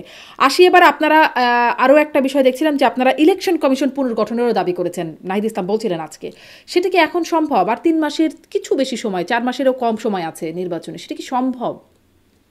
অসম্ভব কিছু না, কারণ এর চেয়েও কম সময়ে এসেও নির্বাচন করার মতন ক্যাপাসিটি নির্বাচন কমিশনের অবশ্যই আছে। এখানে প্রধান নির্বাচন কমিশনের উপরই তো আর পুরো নির্বাচন কমিশন আপনার নির্ভর করে না। নির্বাচন কমিশনে কিন্তু আরো 4জন নির্বাচন কমিশনার আছেন। তো এখানে একজন নির্বাচন কমিশনারকে সরালে বা আরো যদি এখানে রদবদল করা হয় বা যদি পুরোটা রিসাফল করা হয়, সেখানে আমি আহ, এমন দেখছি না যে না সেখানে ইলেকশন করা যাবে না বা ইলেকশন করা সম্ভব হবে না, এরকম কোনো কিছু দেখছি না। বরঞ্চ আমরা যেটা প্রশ্ন করছি সেটা হচ্ছে আমাদের প্রতীক নিয়ে নির্বাচন কমিশন যে একগুঁয়েমি দেখাচ্ছে, কিংবা তারা যে ধরনের কোনো ধরনের ব্যাখ্যা না দিয়ে তারা যে ধরনের অবস্থান নিয়েছে, সেটাকে আমরা মনে করছি যে তারা নিজেরা নিজেদেরকে বিতর্কিত করছে। এবং এই বিতর্কিত নির্বাচন কমিশনকে রেখে সামনে একটা অবাধ নিরপেক্ষ নির্বাচন অনুষ্ঠান করা, এটা কতটা আসলে সম্ভব হবে সে নিয়ে আমাদের শঙ্কা রয়েছে। সেই জায়গা থেকে আমরা বলেছি যে না, এই নির্বাচন কমিশন রিসাফল করা দরকার বা পুনর্গঠন করা দরকার। জি, শুধু আপনারাই আসলে নির্বাচন কমিশনের বিরুদ্ধে এই যে শক্তভাবে অভিযোগ করছেন, কিন্তু আপনারা যে আমরা বলছেন আমাদের সাথে যেটা হয়েছে আমরা সেটাই বলবো, আমরা সেটাই বলছি। স্পষ্ট, আপনারা শাপলা নিয়ে মানে শাপলা না পেলে নির্বাচনেই যাবেন না, এরকম একটা অবস্থানে আপনারা কেন যাচ্ছেন? মানে প্রতীক তো একটা নতুন দলের জন্য খুব এত গুরুত্বপূর্ণ হয়ে দাঁড়াচ্ছে কেন যে নির্বাচনেই আপনারা যাবেন না যদি শাপলা না পান? না, এটা এটা শুধুমাত্র যে প্রতীক না পাওয়ার ঘটনা না, মানে প্রতীক আমি কেন পাবো না, মানে এজ এ পলিটিক্যাল পার্টি আমার তো একটা রাইট আছে। আমার একটা রাইট আছে, আমি প্রতীক চাইতে পারি, না চাইলে আমি প্রতীক সাজেস্ট করতে পারি নির্বাচন কমিশনকে। যদি যে তালিকা আছে সেই তালিকায় পছন্দ না হলে আমি সাজেস্ট করতে পারি, আমি সাজেস্ট করেছি। সেখানে তারা কোনো ধরনের আইনি যুক্তি তারা দেখাতে পারেনি। যতগুলো দেখিয়েছে আমরা সবগুলো আইনের ব্যাখ্যা দিয়ে তারা সেগুলো খণ্ডন করেছি। তার পরিপ্রেক্ষিতে কিন্তু প্রধান নির্বাচন কমিশনার বলেছেন উনি কোনো ব্যাখ্যা দিতে পারবেন না, কিন্তু প্রতীক দেওয়া যাবে না। তো এই ধরনের স্ট্যান্ড যখন হয় তখন একজন রাজনৈতিক দল হিসেবে আমার যে রাইট আছে একটা প্রতীক পাওয়ার বা একটা ঘটনার সাক্ষী হওয়ার, সেটা তো হচ্ছে না। তো সেই জায়গাটায় আমরা মনে করি যে আমরা সংক্ষুব্ধ, এবং সেক্ষেত্রে আমরা সেই জায়গাটা থেকে আমরা নির্বাচন জি, সেটি আপনারা হতেই পারেন সংক্ষুব্ধ, আপনারা একটা জিনিস চাইছেন কিন্তু পাচ্ছেন না, আবার ব্যাখ্যাও পাচ্ছেন না। কিন্তু এটি না পেলে আপনারা নির্বাচনই করবেন না, মানে শাপলায় এত আকর্ষণ, যেটা যদি নির্বাচন না করেন তাহলে তো আসলে এর চেয়ে অনেক বড় ক্ষতি। একটা প্রতীক তো একটা প্রতীকই শুধুমাত্র, কিন্তু নির্বাচন না করলে তো অনেক বড় ব্যাপার। যদি জেদাজেদিতে আসলেই শাপলা আপনারা শেষ পর্যন্ত না পান, আসলেই নির্বাচন করবেন না? সেটা যদি মানে এখানে কিন্তু অনেক উপায় খোলা আছে। একটা হচ্ছে যদি আসলেই আমরা কিন্তু প্রথম থেকেই নির্বাচন কমিশনের সাথে বা সরকারের সাথে সহযোগিতা করার জন্য কাজ করে যাচ্ছি। যেমন জুলাই সনদ নিয়ে আপনি একটু আগে কথা বললাম, আমরা শুধু একটি দাবি করেছিলাম যে আমাদেরকে টেক্সটটুকু দেখাও, তো সেই টেক্সটটাও তারা দেখায় নাই। তো একই সাথে নির্বাচন কমিশনের ব্যাপারটাও যে শাপলা এখন তো প্রতীক, টেক্সট এটা নিয়ে ক্লিয়ার, একটা হ্যাঁ, এখন তো টেক্সট প্রকাশ্যেই আছে। না টেক্সট প্রকাশে আপনার কি বলে ঐকমত্য কমিশন কিন্তু কি প্রস্তাবনা দিবে সরকারকে এটা এখনো স্পষ্ট করেনি জনগণের সামনে। টেক্সট তো আমি বললাম যে এই না, তিনটা আমরা যে একটা প্রতীক দেখলাম থাকতে পারে। পত্রিকায় 84 পয়েন্টে এতটি দল একমত, এতটি, আমরাই তো দেখলাম, ওটাই কি টেক্সট না? না না, 84টি বিষয় তো একমত হয়েছেন, কিন্তু এটা বাস্তবায়নটা কিভাবে আচ্ছা হবে, আচ্ছা, সেটি তো বাস্তবায়ন হয়নি, হ্যাঁ। পদ্ধতিটা, সেটার কথা বলছি। সেখানে একটা অস্পষ্টতা আছে। আবার নির্বাচন কমিশন নিয়েও একটা অস্পষ্টতা আছে সেখানে। আমরা বারবার বলার চেষ্টা করেছি, আমার যদি কোনো গ্রাউন্ড না থাকে সেটা আমাকে ব্যাখ্যা দিক, সেক্ষেত্রে আমার তো আইনের দ্বারস্থ হওয়ারও সুযোগ আছে। সবকিছু মিলিয়ে আমরা আরো অপেক্ষা করতে রাজি আছি, আমরা সরকারের সাথে সহযোগিতা করতে রাজি আছি, নির্বাচন কমিশনের সাথেও আমরা সহযোগিতা করতে রাজি আছি। আমরা আমাদের মতন চেষ্টা চালিয়ে যাব। তারপর যদি নির্বাচন কমিশনে একগুঁয়েমি অবস্থায় থাকে এবং তারা যদি মনে করে যে না তারা আমাদেরকে প্রতীক দেবে না, তার জন্য পরবর্তী করণীয় সেটা আইনের দ্বারস্থ হওয়া, অন্য যে কোনো উপায়, সেটা আমরা সেদিকেই অগ্রসর হব। জি, তার মানে নির্বাচনের জন্য আপনাদের অনেকগুলো জ্যোতি আছে, জুলাই সনদ এবং এদিকে আছে একটা শাপলায় আবার একটা ঘাপলা, মানে এই অনেকগুলো বিষয়ে নির্বাচনের একটা ছাপলায় জ্যোতি ঘাপলা নেই, ছাপলায় আপনি ঘাপলা দেখছেন না। দেখছি না, মানে এটি না পেলে নির্বাচন করবেন না, আবার ওদিকে তারা জেদ ধরে আছেন যে আপনাদেরকে দেবেন না, তাহলে তো একটা ঘাপলা রয়েই যাচ্ছে না? আছে তো। ঘাপলা নাই, এটা আমি মনে করি একটা সময় হয়তো কোনো একটা পক্ষকে ছাড় দিতেই হবে এখানে। জি, এবং সেটি আপনারা হতে প্রস্তুত না? আমরা হতে প্রস্তুত না, কারণ আমরা মনে করি যে আইনগত দিক থেকে আমার সেই রাইটটুকু আছে।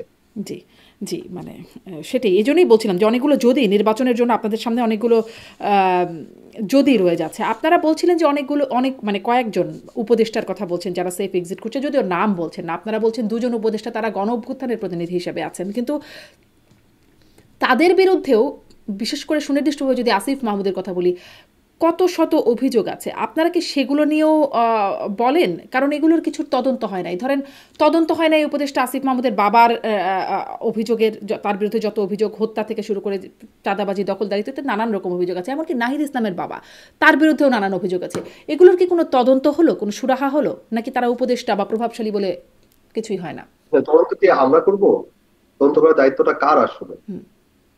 আপনারা তো সরব হচ্ছেন, সরকারের দায়িত্ব। আপনারা কি তদন্তের জন্য সরব হচ্ছেন? আপনারা তো, যেমন বিএনপি চাঁদাবাজি করছে, দখলবাজি করছে, আপনারা তো খুব সরব সেই বিষয়টা নিয়ে।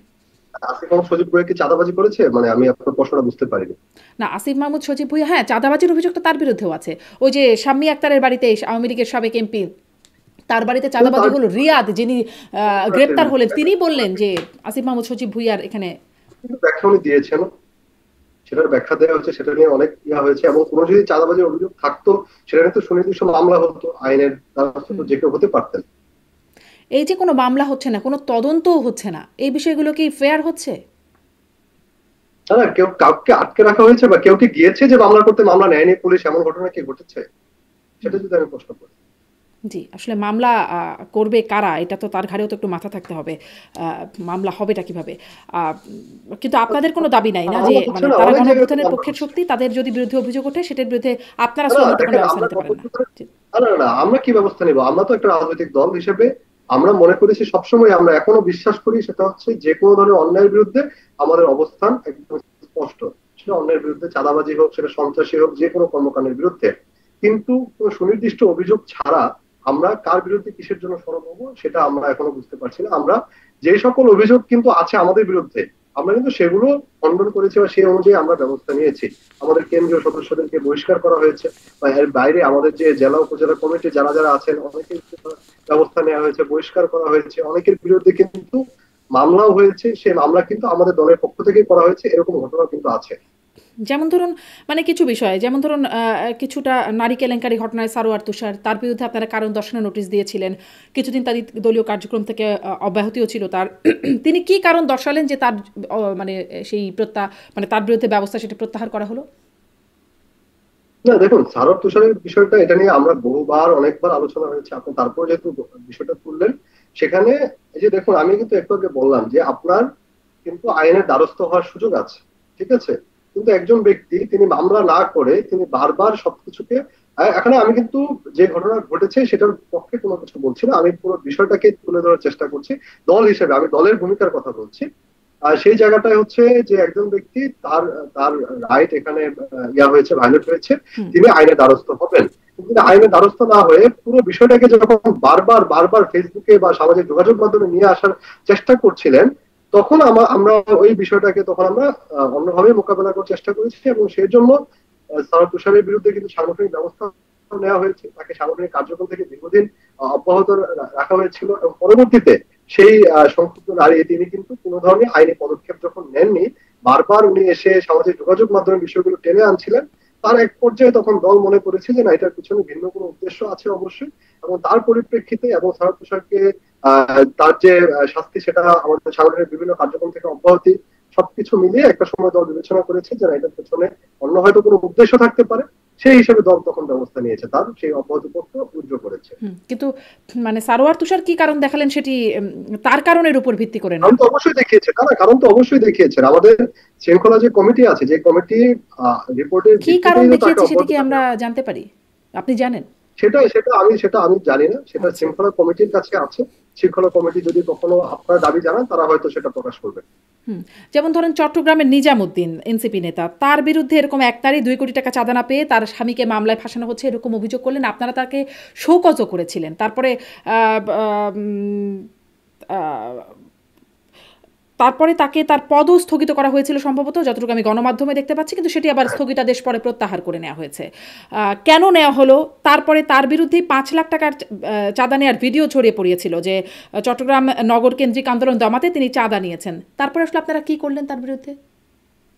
দেখেন, তার বিরুদ্ধে যখন প্রথমেই, আমি আপনাকে একটু পুরো প্রসেসটা বলি। আমাদের তো শৃঙ্খলা বিষয়ক একটা কমিটি আছে। যখনই কোনো ধরনের অভিযোগ তাদের কাছে আসে, তারা কিন্তু প্রথমেই সেটা একটা প্রাথমিক তদন্ত করেন। প্রাথমিক তদন্ত করার পর তারা সেটার বিরুদ্ধে তখন তারা একটা রিপোর্ট দেন, এবং সেই রিপোর্টের প্রেক্ষিতেই ব্যবস্থাটা নেওয়া হয়। হ্যাঁ, হয়তো পরবর্তীতে এমন কোনো বিষয় এসেছে বা পরবর্তী যখন পূর্ণাঙ্গ তদন্ত হয়েছে তখন হয়তো এই ধরনের কোনো কিছু সম্পৃক্ততা পাওয়া যায়নি বিধায় হয়তো তার এই পদটি স্থগিতাদেশ প্রত্যাহার করা হয়েছে। জি, আসলে এটাই মানে প্রশ্ন যে হয়তো পাওয়া যায়নি, আসলে কি বিষয়গুলো স্পষ্ট হতে পারি না, কারণ খুব আইনি জায়গায় তদন্ত তো হয় না, ব্যবস্থাও হয় না, সেটা শুধুমাত্র ক্ষমতাচ্যুত যারা হয় সব সময় তাদের বিরুদ্ধে দুদক থাকে, আইনি ব্যবস্থা থাকে, ক্ষমতা বা তার আশেপাশে যারা থাকেন তাদের বিরুদ্ধে আবার এই ক্ষমতা থাকা অবস্থায় কিন্তু দুদক কিন্তু ব্যবস্থা নিয়েছে, আমাদের একজন কেন্দ্রীয় ব্যক্তির বিরুদ্ধে কিন্তু দুদক ব্যবস্থা নিয়েছে, তার এনআইডি ব্লক, তার বিদেশ যাত্রার নিষেধাজ্ঞা। আমাদের এই কি বলে আমাদের একজন সদস্যের বিরুদ্ধে এসেছে, তারপরে যে আপনার উপদেষ্টাদের যে পিএস তাদের বিরুদ্ধে কিন্তু ব্যবস্থা কিন্তু হয়েছে, ক্ষমতা উপদেষ্টাকে থাকা আবার টাচ অবস্থায় করা কিন্তু যায় নাই। হয়েছে। তার কাজ এবং পর্যন্ত উপদেষ্টা যদি যাওয়াই করেন যায় নাই। অবশ্যই উপদেষ্টা যদি করে থাকেন তার বিরুদ্ধে যদি সুনির্দিষ্ট অভিযোগ থাকে অবশ্যই তাকেও টাচ করা যাবে। আমরা মনে করি এই গণঅভ্যুত্থান পরবর্তী সময়ে কোনো কেউ ক্ষমতার অপব্যবহার করে কোনো পার পেয়ে যাবেন না, এটা আমরা বিশ্বাস জি, করি। সেটি আসলে আমরা ক্ষমতার পরে গিয়ে দেখি যে আসলে পার পায় না, কিন্তু ক্ষমতায় থাকাকালীন তাদেরকে ধরা ছোঁয়া যায় না। আপনি বলছিলেন বা আপনারা বলছিলেন যে সেফ এক্সিটের কথা, অনেকে প্রশ্ন তুলছেন আপনারা সেফ এক্সিট পাবেন তো? কারণ ধরুন যারা আসলে দেশের বাইরে যাচ্ছেন সেখানে গিয়ে আওয়ামী লীগ বা তার সমর্থক যে নেতাকর্মীরা থাকেন বিদেশে, তাদের দ্বারা একরকম মানে একটা লাঞ্ছনার শিকার হচ্ছেন বা তারা আক্রমণাত্মক হয়ে উঠছেন। তো এরকম দেশে দেশে বিভিন্ন আমরা জায়গায় তো। বিদেশে যাবো কেন? জি। আমরা বিদেশে যাবো কেন? ও যাবেন না, আপনারা বিদেশে যাওয়ারই আপনাদের প্রয়োজন পড়বে না কখনো? যাওয়ার তো আমাদের প্রশ্ন, আমরা সবকিছু এখানে আমরা দেশেই থাকবো আচ্ছা, ইনশাআল্লাহ। আচ্ছা।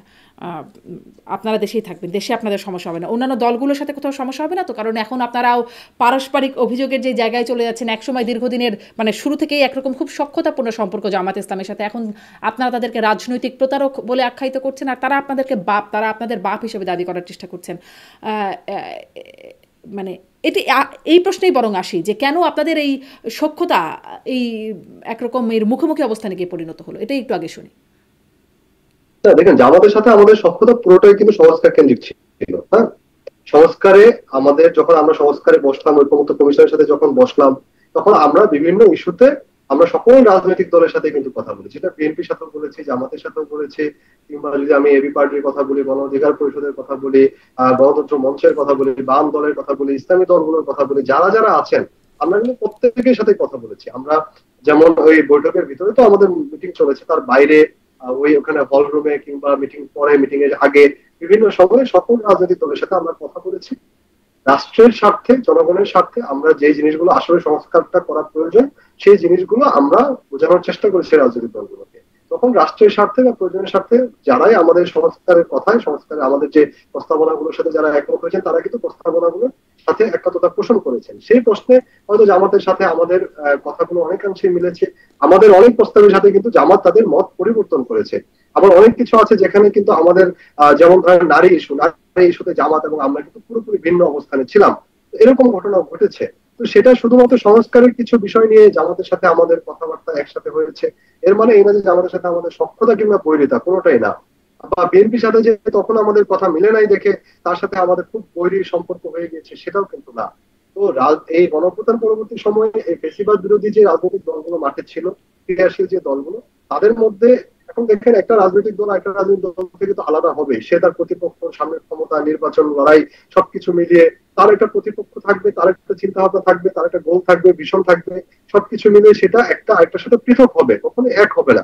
এখন আমি তো সেই দলটাই করতাম, তাই না? আমি তো আলাদা রাজনৈতিক দল হতাম না। সেই জায়গাটায় প্রতিপক্ষ হিসেবে কথাবার্তা হচ্ছে, সেটা আবার দেখা যাবে কোন ঘটনায় হয়তো সেটা আবার চেঞ্জ হয়েছে, পরিবর্তন হয়েছে, এটা আসলে সময় বলে দিবে। কিন্তু আমরা যেটা মনে করি সেটা হচ্ছে এখনো ওই ধরনের পরিস্থিতিতে যায় নাই, যেটা হচ্ছে আমাদের এই বিগত 15 বা 16 বছরে বা তারও আগে। আমরা যদি দেখি যে দুই দলের নেত্রী তারা একজন একজনের মুখ দেখেন না, একজন একজনের চেহারা দেখেন না, সেই অবস্থা তো এখন হয় নাই। সেটা আমাদের যতই আমাদের বৈরী কথাবার্তা হোক কিংবা একজন একজনের সাথে সেই অবস্থা এখনো হয় নাই, মানে ওই অবস্থায় যেতে এখনো দুই হয় না। আমরা নেত্রীর একসাথে অনেক দিন বসছি, সময় লেগেছে, মুখোমুখি দেখা দেখি আমরা বন্ধ। একসাথে বসি এখনো, আমরা এখনো একসাথে বসি, যে কোনো যে ঐকমত্য কমিশন ডেকেছে সাথে সাথে আমরা সবাই চলে গিয়েছি। আমাদের কিন্তু যতই সবাই আসলে আমাদের আপনাদের বাপ দাবি করেন কেন? মানে মির্জা আব্বাসের সেই বক্তব্যটাও মনে পড়ে যে বাপের আগে ছেলে হাঁটলে বিপদ আছে, আবার ইনিও বলছেন, জামাতের পক্ষ থেকে বলছেন যে জন্ম নিয়ে বাপের সঙ্গে পাল্লা দিও না। মানে এনসিপির বাপ দাবি করে কেন সবাই? এনসিপির বাপ দাবি করে কেন এটা তারা বলতে পারবেন। আচ্ছা, আপনারা কেন রাজনৈতিক প্রতারক দাবি করেন সেটাও একটু শুনি জামাতকে। পিআর এর দাবিতে তাদের যে আন্দোলন রাজনৈতিক প্রতারণা বলছেন, কিন্তু ইসলামী আন্দোলনের প্রেসিডিয়াম সদস্য জনাব আকন্দ সাহেব তিনি একটি টকশোতে লাইভ টকশোতেই বলছিলেন যে এই পিআরের দাবি বা 5 দফা দাবিতে যে রাস্তায় আন্দোলন, সেই আন্দোলনের কর্মসূচিটি নেওয়া হয়েছে নাহিদ ইসলামের বাসায়। নাহিদ ইসলামেরই এই কর্মসূচির আহ্বায়ক হবার কথা ছিল। এরকমটা হওয়ার পরেও আপনারা কেন তাদেরকে রাজনৈতিক প্রতারণার অভিযোগ করছেন? রাজনৈতিক প্রতারণার বিষয় যেটি আমি আপনাকে প্রথমে বললাম যে এই জুলাই সনদ নিয়ে বা সংস্কার নিয়ে কিন্তু তাদের সাথে আমাদের কথাবার্তা হয়েছে, অনেক কিছু নিয়ে তাদের সাথে আমাদের একটা মতের জায়গায় এসেছিলাম আমরা। সেই জায়গাটায় পিআর ইস্যু নিয়ে আমাদের দলের একটা কিন্তু স্পষ্ট অবস্থান ছিল একদম প্রথম থেকে। ইভেন জাতীয় নাগরিক পার্টি গঠনের আগে যখন আমরা জাতীয় নাগরিক কমিটি ছিলাম তখন থেকেই আমাদের অবস্থান একদম স্পষ্ট ছিল, সেটা ছিল আমরা শুধুমাত্র উচ্চ কক্ষে পিআর চাই, আমরা নিম্ন কক্ষে পিআর চাই না।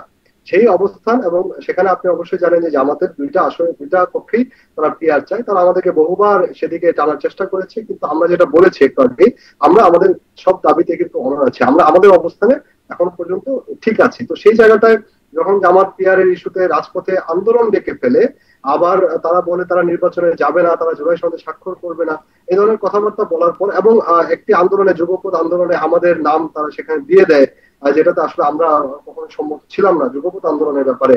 তো সেই জিনিসগুলো তারা যখন করে, আবার যখন তারা ওই জুলাই সনদে স্বাক্ষর করতে যায়, তখন সেটাকে আমরা এক ধরনের প্রতারণা হিসেবেই দেখছি।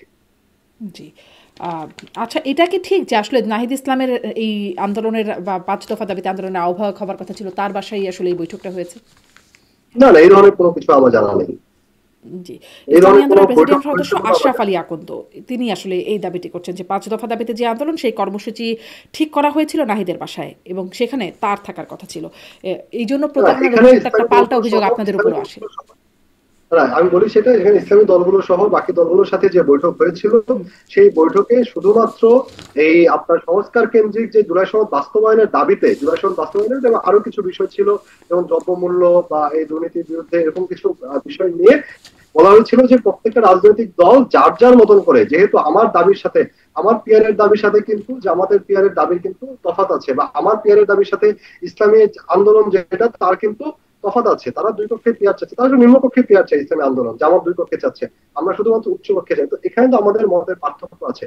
তো সেই ক্ষেত্রে আমরা সেটা বলেছিলাম, আমরা যার যার রাজনৈতিক দল যার যার মতন করে তারা আলাদা আলাদা কর্মসূচি বা তাদের কার্যক্রম মানে পরিচালনা করবেন। সেখানে যখন জামাত সেটাকে আমাদের সাথে দলকে মিলিয়ে পিআর ইস্যুতে তারা আমাদেরকে একসাথে মিলিয়ে যুগপৎ আন্দোলনের ঘোষণা দিয়ে দেয়, সেটাকে আমরা তখন তাৎক্ষণিকভাবে আমরা সেটা প্রতিবাদ করেছিলাম, এবং তখন জামাত কিন্তু একটা পর্যায়ে আমাদের নাম সেখান থেকে সরায়, এবং তারা বলে যে হ্যাঁ তারা এটার সাথে যুগপৎ আন্দোলনে আমরা নেই, এটাও তারা তখন স্বীকার করে নেয়। সেখানে আপনারা একটা প্রতারণা দেখছেন জামাতের। এটা অনেকে বলছেন যে আপনারা এখন এই যে মানে জামাতের প্রতারণা দেখার পেছনে বা জামাতের সাথে একটা দূরত্ব, নাসিরউদ্দিন পাটোয়ারি তো তাদেরকে স্বাধীনতার চেতনা পরিপন্থী হিসেবে পোস্টও দেখলাম তার, মানে জামাত ক্ষমতায় আসবে না এসব কারণে, মানে এই যে একটা অবস্থান, এটির একটা কারণ হচ্ছে আপনারা এখন বিএনপির দিকে ঘেঁষতে চাচ্ছেন, বিএনপির সাথে জোট করার একটা সম্ভাবনা বা একটা জায়গা তৈরি হয়েছে। এর কি কোনো সত্যতা আছে? না, বিএনপির সাথে আমরা ঘেঁষতে চাচ্ছি এই কথাটার কোনো সত্যতা নেই। হ্যাঁ, এখন আমরা গণ অভ্যুত্থানের শক্তি হিসেবে আমাদেরকে অনেকেই তাদের জোটে বা তাদের সাথে আসন সমঝোতা বলেন বা সামনে নির্বাচনে তাদেরকে কাছে পেতে চাচ্ছে, যেহেতু এখনো রাজনৈতিক দলগুলো মনে করে 24-এর চেতনা এখনো জ্বলন্ত আছে।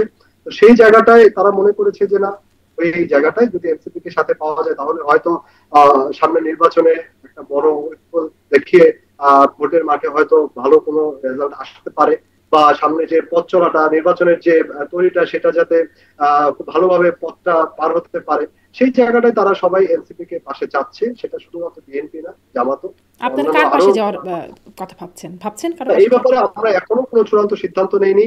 আমরা এখন পর্যন্ত জুলাই সনদ এবং জুলাই সনদ বাস্তবায়নের উপরেই আমাদের মূল ফোকাসটা আছে। এটা বাস্তবায়ন বা এটার কি অবস্থা হয় সেটার একটা ব্যবস্থা হয়ে তখন আমরা নির্বাচনের দিকে আমরা মনোনিবেশ করব। জি, 31শে অক্টোবর পর্যন্ত এটার একটা স্বাক্ষরের সময়সীমা বাড়ানো হয়েছে। মানে যতগুলো প্রক্রিয়ার কথা দেখছিলাম সব কি আসলে এর মধ্যে হবে বলে মনে হয়? আগামীকালই, আগামীকাল বলতে এটা তো আজকে তো 23 তারিখ হয়ে গেছে, বা 23 তারিখ আগামীকাল আপনার এই ঐকমত্য কমিশন কিন্তু তার লিগাল এক্সপার্টদের সাথে বসছে আবার পুরো হুম। বিষয়টা নিয়ে। সেখানে তারা আমাদের বিষয়টা নিয়ে কথা বলবে, আমরা আমাদের দাবিগুলোর প্রেক্ষিতে তাদেরকে জানিয়েছি, তারা সেগুলো নিয়ে বসে কালকে তারা হয়তো 2 একদিনের ভিতরে কোনো একটা কিছু হতেও পারে। জি, আপনারা ভাবছেন কিছু হতে পারে। একদম শেষের দিকে আচ্ছা একটা প্রশ্ন, যে নুরুল হক নুরুর যে গণ অধিকার পরিষদের সাথে একটা জোটের পরিকল্পনা চলছে, সেটি কি এখন ভেস্তে গেছে? জোটের পরিকল্পনা তাদের সাথে হয়নি। এখানে তাদের সাথে মানে প্রথমে একীভূত যেটা হওয়া, হয়েছিল একীভূত একীভূত হওয়া, হওয়ার হ্যাঁ। কথা। জি জি জি। সেটি আর হচ্ছে না, কারণ হচ্ছে যেহেতু গণ অধিকার পরিষদ তাদের তৃণমূলে যেমন সাংগঠনিক বিস্তার আছে, আমাদেরও তৃণমূলের সাংগঠনিক বিস্তার আছে, এবং এই দুই সংগঠনকে তৃণমূল পর্যায়ে কিভাবে মার্চ করা হবে, বা দুই কেন্দ্রীয় কমিটি বলেন বা তাদের যে উচ্চ পর্যায়ের নেতৃবৃন্দ আছেন তাদেরকে কিভাবে মার্চ করা হবে, সেই জিনিসটা কিন্তু আসলে খুব জটিল প্রক্রিয়া এবং দুরূহ প্রক্রিয়া। সেই জায়গাটায় আমাদের কাছে মনে হয়েছে যে না, এটা এই নির্বাচনের আগে এই অবস্থায় গেলে আমাদের পার্টির যে ইন্টিগ্রিটি সেটা হয়তো নষ্ট হওয়ার একটা সম্ভাবনা আছে মার্চ হলে। সেই ক্ষেত্রে আমরা সেটা আর সফলতার মুখ দেখেনি আর কি, সেটা আমরা সামনের তার দিকে মানে ওটা আর আগায়নি। হচ্ছে না। যাই হোক, একদম শেষের জায়গায় চলে আসছি। একটু আগেও বলছিলাম যে আসিফ মাহমুদের প্রসঙ্গে তাকে নিয়ে অনেক বিতর্ক আছে। সবশেষ যেটি হলো যে মানে গণ অভ্যুত্থানের পক্ষ থেকে, মানে শক্তি হিসেবে তিনি যেহেতু রিপ্রেজেন্ট করছেন, আপনারা গণ অভ্যুত্থানের শক্তি হিসেবে একটা দলই গঠন করেছেন, এই জন্যই প্রশ্নটা বিশেষ করে আপনাদের কাছে করি যে সবশেষ যেটি হলো যে ভারতের সাথে হওয়া চুক্তি, সেটি 10টি চুক্তি বাতিল হয়েছে, আরও কতগুলো প্রক্রিয়াধীন আছে, পর্যালোচনায় আছে, এরকমটা প্রকাশ করলেন। পরদিনই পররাষ্ট্র উপদেষ্টা বলে দিলেন না মাত্র একটি চুক্তি বাতিল হয়েছে, তার বক্তব্য সঠিক নয়। এই অবস্থানকে আপনারা আসলে কিভাবে দেখেন? দেখেন, এখানে পররাষ্ট্র উপদেষ্টা যে বক্তব্য দিয়েছেন, এখানে কিন্তু বেদা কিন্তু তার যে চুক্তি বাতিল হয়েছে সেটির কিন্তু পত্র আছে। হ্যাঁ, সেই পত্র আমি আশা করি যে এটা যদি জনসম্মুখে আসে তখন জিনিসটা ক্লিয়ার হয়ে যাবে। পররাষ্ট্র উপদেষ্টা এখানে ঠিক বলছেন না, আসিফ মাহমুদ সচিব ভুঁইয়া এখানে ঠিক বলছেন। এই জনসম্মুখে প্রকাশ করলে, তথ্য প্রকাশ হলে এটি মানে ক্লিয়ার হয়ে যাবে। এটা তো আর মানে চুক্তি বাতিল হয়েছে এটা তো কোনো না কোনো পত্র তো অবশ্যই আছে, এটা তো ডকুমেন্ট থাকবে, তাই না? এটা তো মুখের কথায় তো আর চুক্তি বাতিল হয় না। এর ডকুমেন্ট যদি জনসম্মুখে প্রকাশ করা হয় তখনই বোঝা যাবে কে আসলে সত্যি কথা বলছে। মানে জনসম্মুখে প্রকাশ করার অথরিটি তো তিনিই বললেন যে না, হয় নাই, একটি চুক্তি বাতিল হয়েছে। না, আমরা আমরা সেই জায়গাটায় যেহেতু কথাবার্তা আসছে, ভেজা তো আর পররাষ্ট্র উপদেষ্টার আন্ডারে না, পররাষ্ট্র মন্ত্রণালয়ের আন্ডারে না। তারা তাদের চুক্তি প্রকাশ করলেই সেটা বোঝা যাবে। জি, প্রকাশ কি হবে? শুরু থেকেই দাবি ছিল, এবং সরকারের বিভিন্ন জায়গা থেকে বলাও হয়েছিল যে এই চুক্তিগুলো প্রকাশ করা হবে। কিছু তো আসলে হয়নি। আমরা আমাদের দল থেকে সরকারের প্রতি দাবি জানাবো, এবং আমরা প্রেস বিজ্ঞপ্তি দিয়ে দাবি জানাবো যে অচিরেই যাতে এই চুক্তিগুলো যেগুলো বাতিল হয়েছে বা যেগুলো বাতিল হয়নি সেই চুক্তিগুলো যেন জনসম্মুখে প্রকাশ করা হোক। জি, আসলে আপনারা দাবি জানাবেন, এবং ওই যে সেই প্রথম কথা যে অনেক কিছু অনেকে প্রতিশ্রুতি করে, মেনেও নেয়, অঙ্গীকারবদ্ধ হয়, পরে রাখে না। এই সরকারের কথা ছিল যে তারা প্রকাশ করবে, এই সরকারের কথা ছিল সম্পদের হিসাব প্রকাশ করবেন উপদেষ্টারা, কিছুই করেন নাই। জি জি জি, এইরকমই মানে হ্যাঁ, কথা দিয়ে কথা সেটা না সেটা রাখাটা। আমি সেটা আমি বলতে ভুলে গিয়েছিলাম। জি জি জি, সেটা আমি বলতে ভুলে গিয়েছিলাম। এটাও কিন্তু আমি সেই জায়গায় নিয়ে আসতাম যে তারা যে সম্পদের বিবরণী কিন্তু প্রথমে বলেছিল প্রকাশ করবে, তারাও সেটা প্রকাশ করেনি। সেটা অবশ্যই তাদেরকেও এটা জবাবদিহিতা করতে হবে। এই জবাবদিহিতাটা আর কোথায় করবেন? কে করবে জবাবদিহিতা? এরকমই আসলে এই জন্যই প্রশ্নগুলো শুরু থেকেই করছিলাম যে এরকম প্রতিশ্রুতি দিয়ে পরে যদি না রাখেন, কি আর করার আছে? কি বা করবেন? 17 বছর তো লাগলো আওয়ামী লীগ সরকারকে সরাতে। তারপরে আসলে পরের রাস্তাটা আবার কি? সেই না না প্রশ্নগুলো না, বারবার। এটা এটা আমি আমি এতটা নেগেটিভ ভাবে দেখি না। আমি দেখি যে যদি তারা কোনো অন্যায় করে থাকেন, এটা অবশ্যই সেটা আইনের আওতায় তাদের বিচার করা হবে বা বিচারের মুখোমুখি তাদের হতে হবে, এটা আমরা বিশ্বাস করি। কেউ অনেকেই কেউ অন্যায় পার করেন নাই পেয়ে কিন্তু যাবে না। আইনের মুখোমুখি এবং আছেন। এই গণ অভ্যুত্থানের পরে আমি বলি, একটু গণ অভ্যুত্থানের পরে এই রক্তে ভেজা শহীদদের স্মৃতির উপরে দাঁড়িয়ে যে সরকার ক্ষমতা গ্রহণ করেছেন, তাদের যে কোনো অন্যায় জনগণ এটা একেবারেই তার প্রশ্রয় দেবে না। এবং যদি তাদের কোনো অন্যায় অপরাধ থাকে, তাদের কোনো তাদের যে কি বলে এটা আয় বহির্ভূত যদি কোনো উপার্জন থাকে, কোনো সম্পদ থাকে, এই সবকিছু আসলে প্রকাশ হবে একটা না একটা সময়, এবং যদি প্রকাশ হয় সেটার অবশ্যই বিচার হবে। জি, বিচার মানে সেটি একটা বড় প্রশ্নবোধক চিহ্ন সবখানেই থেকে যায়। যারা অন্যায় করেন নাই এমন অনেকে জেলখানায় আছেন, আবার অন্যায় করেও ঘুরে বেড়াচ্ছেন। যেই অন্যায় করেন নাই সেই অন্যায় জেলখানায় আছেন। এখানেও আবার বাণিজ্য চলছে। কিন্তু এই গণ অভ্যুত্থানের পক্ষের না সরকার না শক্তি কেউই আসলে এই বিষয়গুলোতে খুব সক্রিয় বা কার্যকর কোনো ব্যবস্থা আসছে না, যার কারণেই সময়ের সাথে সাথে আসলে অনেক প্রশ্ন আপনাদের কাছে উঠে আসে। সামনেও নিশ্চয়ই প্রশ্নগুলো জারি থাকবে। অনেক ধন্যবাদ জাভেদ রাসিন, আপনি যুক্ত হলেন, সময় দিলেন। আপনাকে অনেক ধন্যবাদ। অনেক ধন্যবাদ দর্শক সাথে থাকার জন্য।